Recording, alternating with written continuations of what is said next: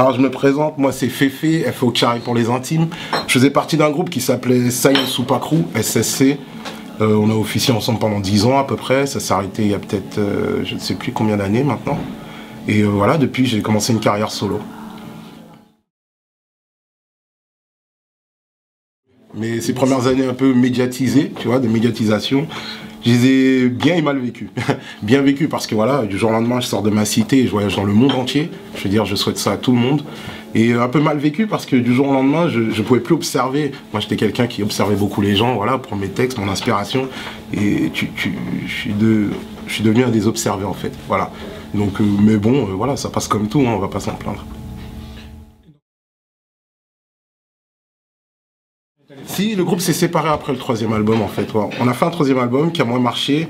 Le groupe après s'est séparé. Je pense que c'était même pas juste à cause de l'échec, mais que c'était déjà un peu dans l'air. Hein. Il y avait déjà eu un départ avant ce troisième album de Spectre, hein, Big Up. Et yeah.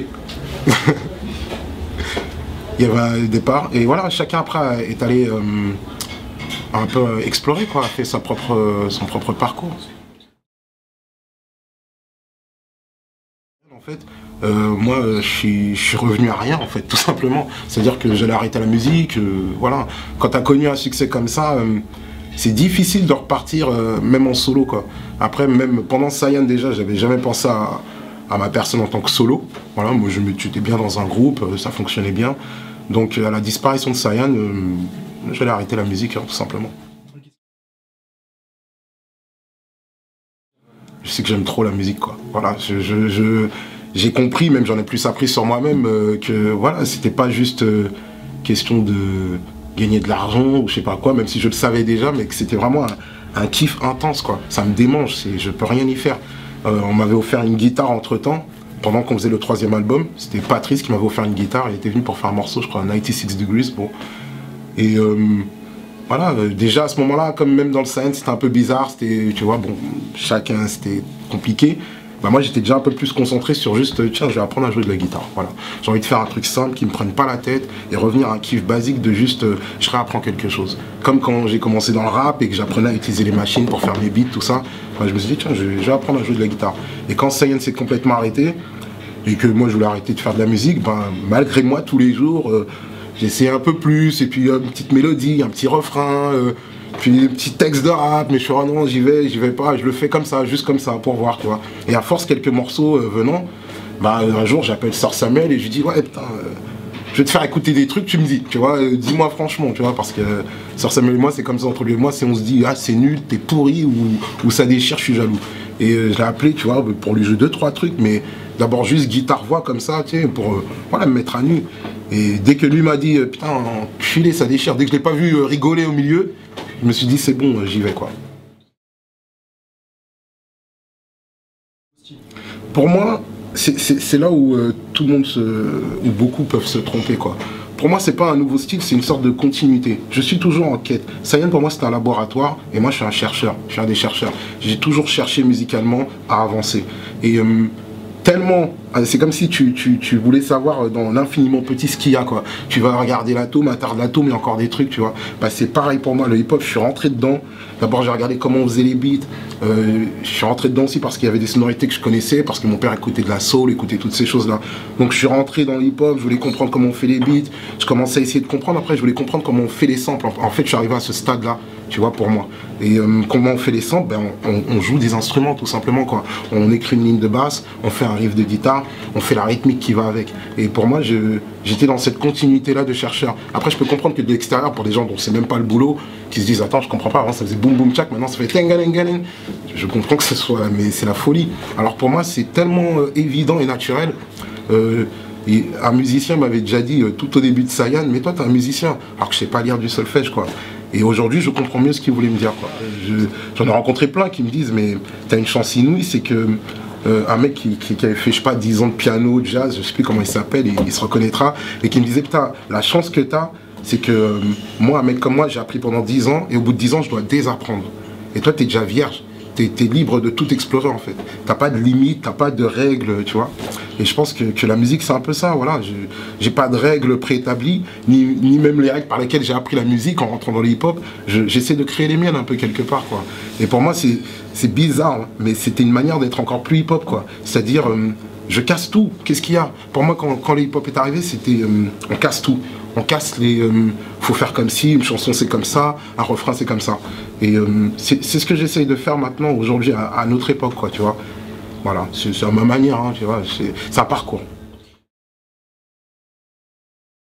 Pas du tout. Je m'attendais à ce qu'on me jette des tomates, à ce qu'on me crache dessus, à ce qu'on crie au traître, enfin voilà, tous les clichés possibles, tu vois. Et j'ai été vraiment presque pris au dépourvu. Je sentais que des gens comprendraient complètement, que ceux qui me connaissaient vraiment, qui dès le premier album m'entendaient déjà chanter sur de la bossa nova, je savais qu'eux, ils sourcilleraient même pas. Mais je pensais que les autres, ceux qui regardent un peu de loin et tout, bah, ils seraient les premiers à cracher et tout ça, quoi. Et en fait, j'ai sous-estimé aussi l'évolution du rap français, l'évolution des mentalités, en fait. J'ai vu plein de jeunes venir me voir et me dire, mais big up et tout, t'as raison, qui écoutaient mes lyrics et qui s'en foutaient, qui est de la guitare ou ci ou ça, quoi. Et qui ressentaient juste une sorte d'authenticité. Et j'ai jamais eu même autant de compliments de rappeurs, alors que j'ai fait 15 ans de rap, de flow technique, des trucs de ouf, où je me disais, putain, mais regardez-moi, je suis en train de faire un truc de ouf. Et les gens, ils me calculaient pas.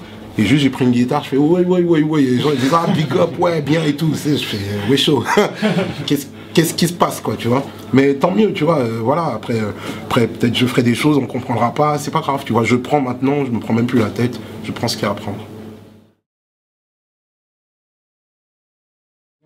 Jeune à la retraite, bah ouais, tu vois, j'étais comme une sorte de retraite de la jeunesse, quoi. J'arrivais, je suis rentré dans ce milieu, j'avais dans la vingtaine, je ressors, j'ai 30 ans, 2 enfants, tu vois. Au bout d'un moment, c'était une sorte de constat aussi, quoi. De me dire, mec, t'as plus 16 ans, arrête, tu vas pas mentir aux gens, quoi, tu vois. Et c'était un peu ça, ce titre-là, tu vois. C'était un peu ce paradoxe, quoi, tu vois. Et c'était aussi un peu un pied de nez au jeunisme qui se faisait pour moi à l'époque dans le rap, où genre, t'as 40 ans et tu dois faire ce qu'il t'as 20 ans. Bah, je voulais un peu casser ça aussi, quoi, tu vois. Dire non, moi j'assume, je suis un jeune à la retraite, voilà.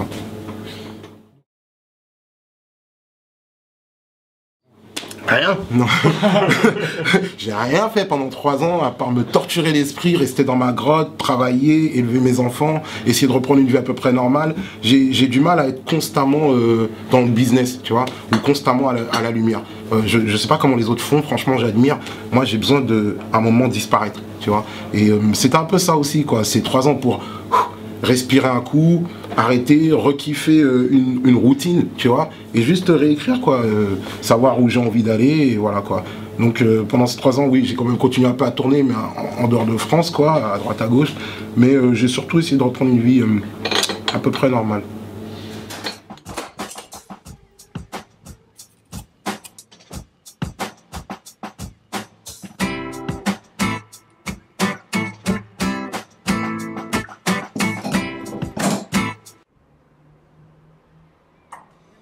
De me tailler, où le bonheur ne ferait pas tant de manière, loin de ce nid de fou, où la haine me roucoule, est toujours là. Ouais, il y a tout un concept que j'ai fait, si c'est par rapport à ça, les recettes de Féfé, c'est juste un concept pour montrer, en fait, pour commencer à expliquer aux gens que c'est moi qui fais ma musique, quelque part, quoi, tu vois. C'est pour essayer de leur expliquer ça.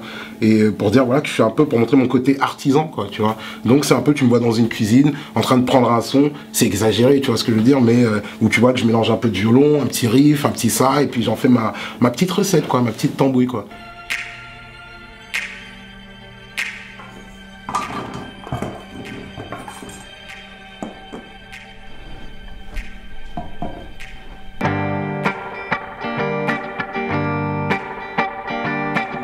Je pense que... Et c'est pour aussi montrer que mon son n'est pas un truc classable, enfin, ou classé en tout cas pour l'instant, quoi. Donc voilà. Des collaborations, hélas, il y a Rak Ma Fille sur cet album. Comme collaboration, je suis content qu'il y ait des sons, un bébé, tu sais toi-même. Mais il y en avait 2 autres que je voulais avoir, que j'ai pas pu avoir, j'ai lutté, mais bon. Et au niveau des thèmes, beaucoup d'amour, tu vois.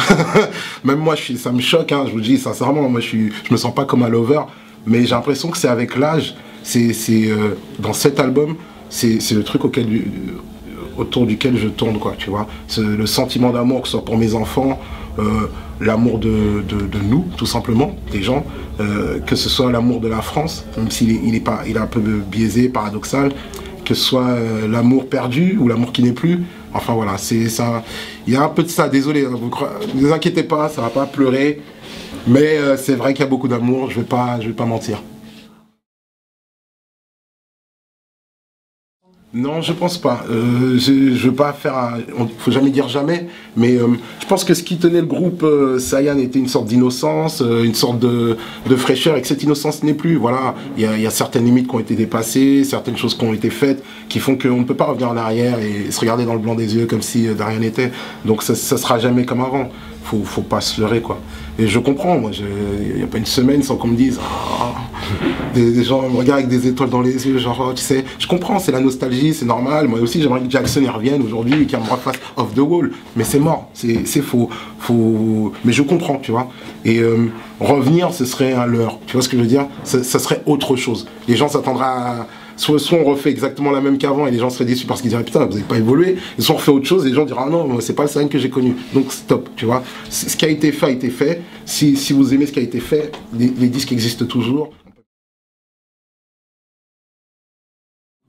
Ouais, Némir. En ce moment, c'est Némir. Moi, c'est Némir. Bah, c'est normal, c'est un peu la vibe que j'aime. Hein. Ça chante un peu, ça a du flow, cassé, tac, tac. Donc, ouais, Némir.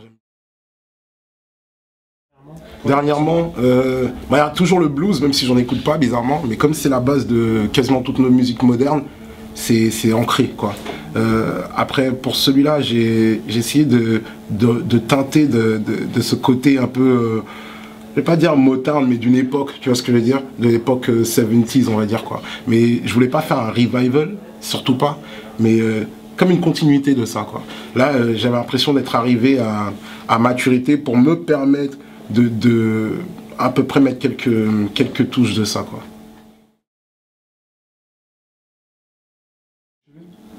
En ce moment, non. J'avais pendant longtemps, c'était les Black Keys Brothers. Un peu Kendrick Lamar, bien sûr, ouais. Une tuerie atomique. Après, mais en ce moment-là, tout de suite, non, j'avoue.